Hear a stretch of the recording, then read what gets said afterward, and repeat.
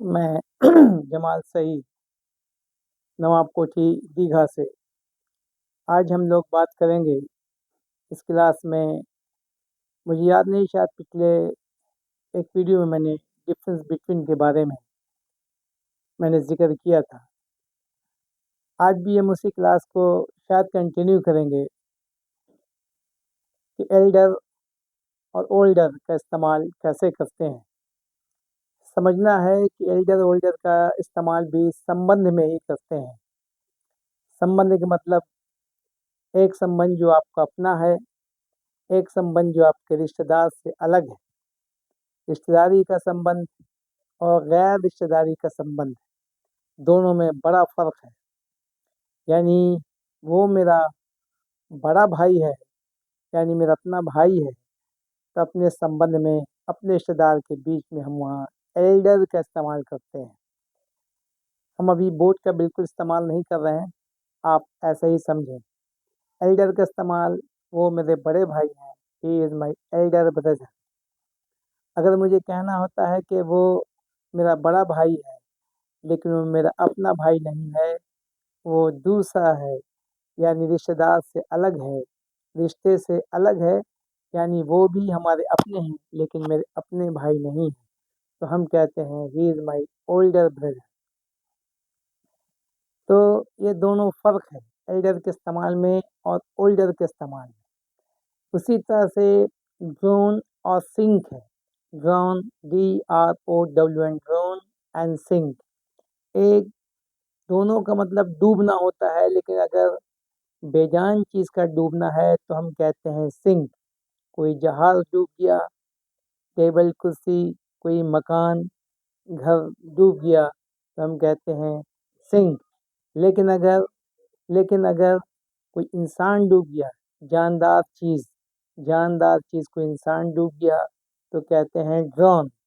तो दोनों में यही फ़र्क है कि ड्रोन जानदार आदमी के डूबने में ड्रोन, जहाज़, मकान, बेजान चीज़ के डूबने में सिंक का इस्तेमाल करते हैं। उसी तरह से प्रेज़ और एडमायर। अगर आप जो है शब्दों के ज़रिए किसी की तारीफ़ कर रहे हैं, किसी की प्रशंसा कर रहे हैं, शब्दों के ज़रिए, लफ्ज़ों के ज़रिए, लफ्ज़ों के इस्तेमाल से सिर्फ़ आप एक लफ्ज़ फेंक रहे हैं, एक लफ्ज़ दे रहे हैं और उसकी तारीफ़ कर रहे हैं। दिल से तारीफ़ नहीं, ज़ुबान से सिर्फ़ तारीफ़ कर रहे हैं। दिखावटी तारीफ़, इसको कहें तो शायद गलत नहीं होगा, तो उसके लिए हम प्रेज़ इस्तेमाल करते हैं, PRAISE। उसी तरह से अगर दिल से किसी की तारीफ़ करते हैं तो हम कहते हैं एडमायर। हम अभी सेंटेंस का इस्तेमाल नहीं कर रहे हैं, आप अब सेंटेंस का खुद इस्तेमाल करके बनाएँ, या नहीं तो फिर बाद में हम इसको इस्तेमाल करके बताएँगे। तो एडमायर यानी दिल से प्रशंसा करना, किसी की तारीफ़ करना दिल से एडमायर, और ज़ुबान के ज़रिए, शब्दों के ज़रिए, लफ्ज़ों के ज़रिए किसी की तारीफ़ करना, प्रशंसा करना, ये प्रेज़ है। उसी हिसाब से ट्रीट और बिहेव है, दोनों का मतलब होता है किसी के साथ अच्छा संबंध रखना।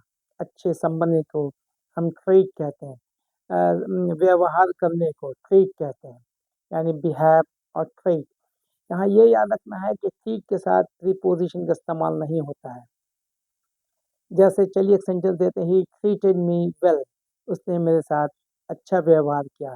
ही ट्रीटेड मी काइंडली, उसने मेरे साथ काइंडली व्यवहार किया, है ना?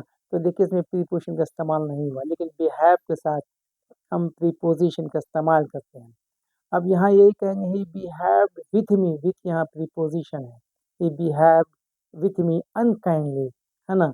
और वहाँ हुआ ही ट्रीटेड मी काइंडली। देखिए वहाँ प्रीपोज़िशन नहीं लगा और यहाँ हमने प्रीपोज़िशन लगाया। तो याद ये रखना है कि ट्रीट के साथ प्रीपोज़िशन का इस्तेमाल नहीं होता है, जबकि बिहेव के साथ प्रीपोज़िशन का इस्तेमाल किया जाता है।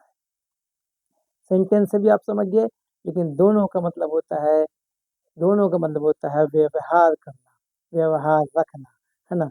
उसने मेरे साथ अच्छा व्यवहार किया, ही ट्रीटेड मी, उसने अच्छा व्यवहार किया, he treated me unkindly, he behaved with me kindly. देखिए प्रीपोज़िशन का इस्तेमाल एक जगह किया गया और एक जगह नहीं किया गया। उसी तरह से arms tools, weapons, arms, tools, weapons, तीनों का मतलब हथियार ही होता है। तीनों का मतलब हथियार होता है। अब ये समझना है कि कहाँ पे आर्म्स, कहाँ पे टूल्स, कहाँ पे वेपन्स का इस्तेमाल किया गया है। बॉर्डर पे जो पुलिस है या पुलिस जो है या जो डिफेंस में जो लोग काम कर रहे हैं, वो लोग जो सामान रखते हैं अपने पास लड़ने के लिए, उसको हम लोग क्या उसके लिए इस्तेमाल करते हैं आर्म्स। जो सैनिक इस्तेमाल करते हैं, जो पुलिस वाले इस्तेमाल करते हैं, है ना? उसके लिए हम इस्तेमाल करते हैं, उसके इस्तेमाल करते हैं आर्म्स।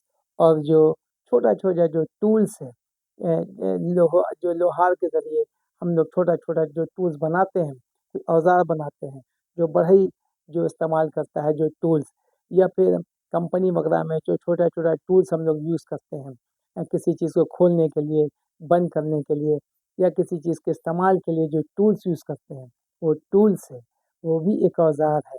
लेकिन जो टूल बॉक्स में हम लोग टूल्स यूज़ करते हैं, वो टूल्स है, उसके वो उसे हम आर्म्स नहीं कह सकते हैं, उसको वेपन्स नहीं कह सकते हैं।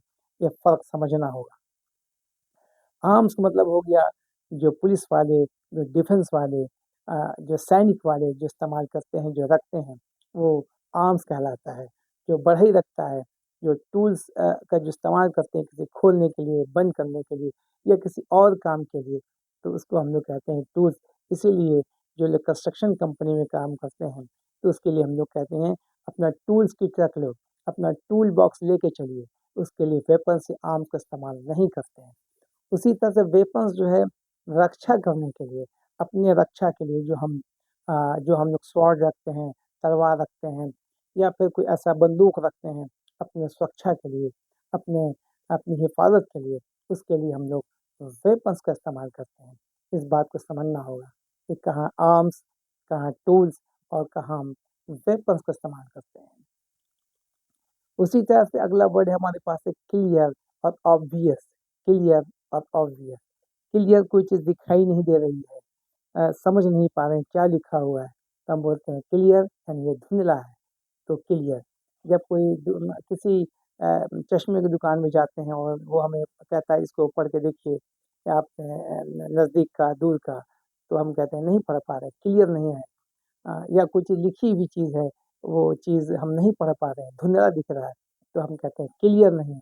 उसके लिए ऑब्वियस का इस्तेमाल नहीं करते हैं।